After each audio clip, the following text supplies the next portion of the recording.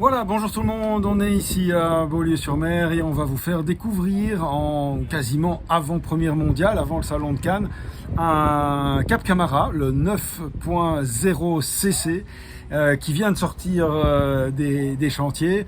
Deux, trois améliorations notables à vous présenter par rapport aux séries précédentes. On y va, c'est parti.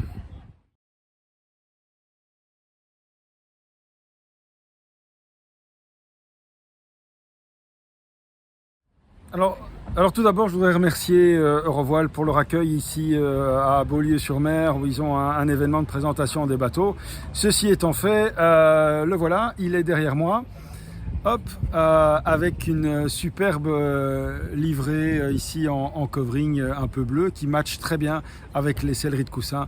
On monte à bord. Alors, ce qu'on peut voir tout de suite quand on a l'œil averti sont les deux échancrures qui sont là. Ça veut dire quoi? Mais ça veut dire qu'évidemment, il va y avoir une terrasse. Alors, il y avait déjà des terrasses sur les WEA. Il y a un WEA ici à côté, un 10. Mais ici, on va avoir alors du coup maintenant une terrasse sur le franc-bord bâbord, donc voilà, qui se déploie ici. Et ça, c'est un must-have, je pense, sur cette nouvelle génération. Nouveauté également, cette table-là, qui fait partie de la nouvelle signature des cockpits Jeannot. On la retrouve sur le 12, le Mary Fisher, pardon, 1295. Allez voir la vidéo, c'est vraiment super. On a un essai en mer, c'est magnifique. Et voilà, donc cette table se déplie ici avec les portes gobelets et elle est beaucoup plus élégante que les tables en bois précédentes, à tel point que je me demande si ce ne serait pas intéressant d'équiper un 917 qui est notre 10.5 cc de cette table-là. On retrouve ici le carré habituel avec les banquettes escamotables, mais évidemment alors uniquement sur deux parties. Parce que l'inconvénient de l'avantage, c'est toujours la même chose, il faut faire des compromis, c'est que comme on a cette terrasse, on n'a forcément pas une troisième banquette à cette place-ci. Alors, ici on a une cuisine qui est accessible lorsqu'on bascule le banc de conduite.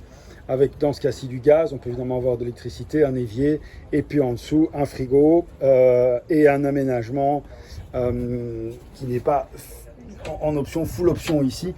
On pourrait mettre une glacière, on pourrait mettre des étagères, on pourrait mettre un vaisselier, enfin, voilà, on fait un petit peu ce qu'on veut par rapport à ça.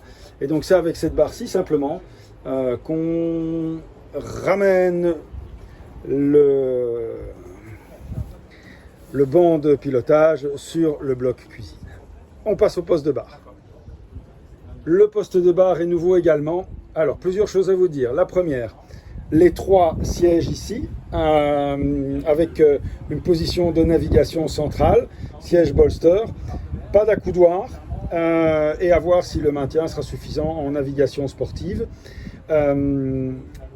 Au niveau du tableau de bord, super ce tableau de bord comme ça, ici un peu comme les grands écrans d'ordinateur qui est incurvé.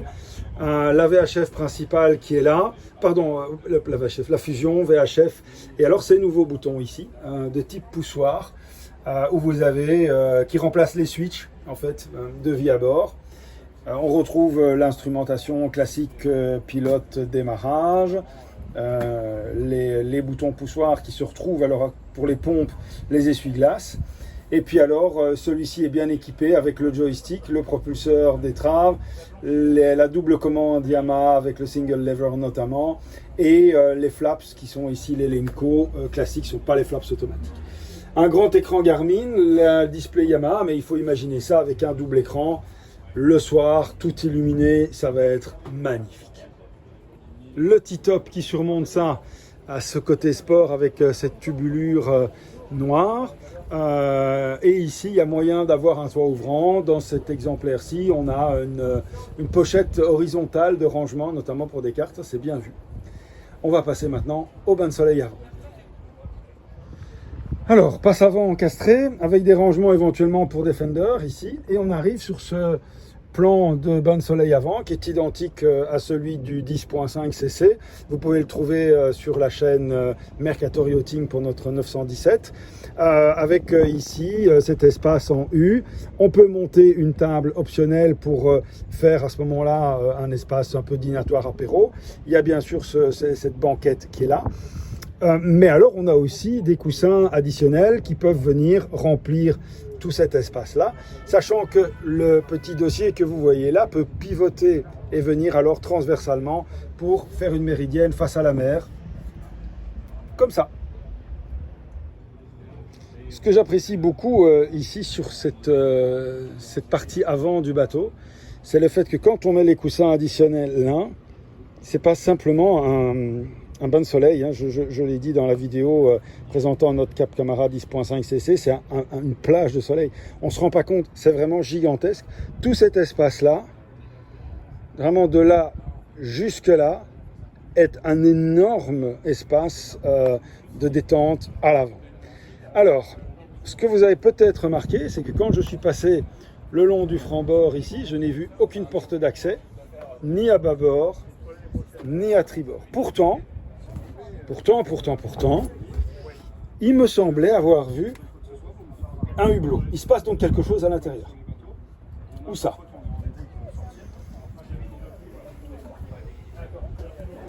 On rentre certainement par là, pas par là. Et donc, rien nulle part. On cherche un indice. Pour gobelet, non. Ici, au niveau de la banquette, non. Une prise 12 volts là. Ah! Voilà. Là, il se passe un truc. Qu'est-ce que c'est que ça? Alors. Je crois que j'aurais besoin de mes deux mains. À tout de suite. Voilà, il fallait simplement le faire pivoter. Et s'ouvre alors l'espace intérieur. Qu'est-ce qu'on y voit?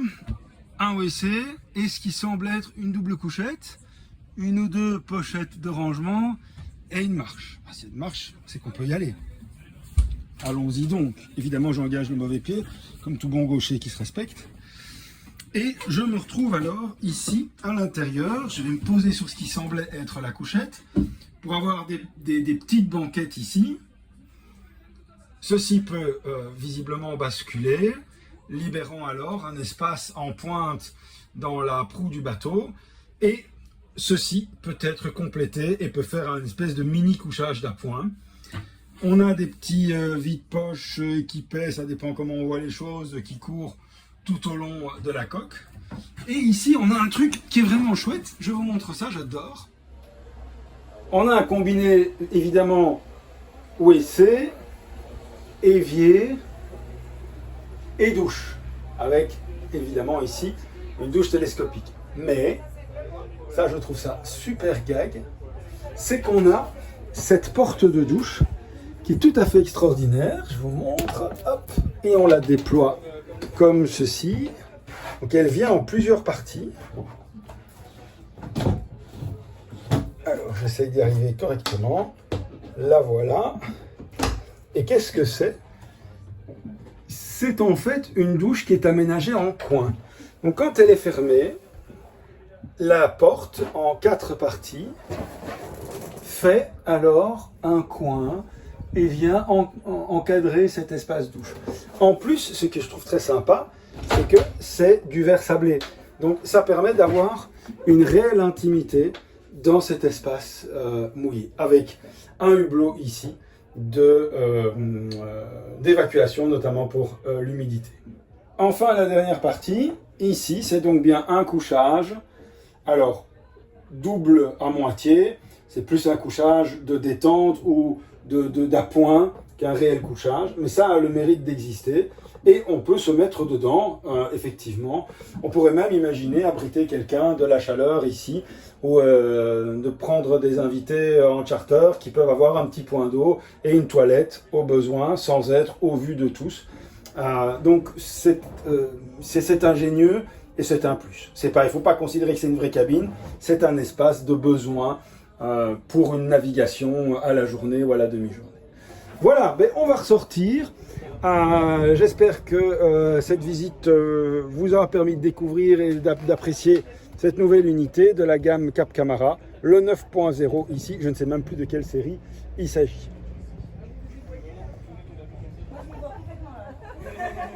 Eh bien, je vous souhaite à tous une excellente fin de saison. Profitez-en bien. À la prochaine.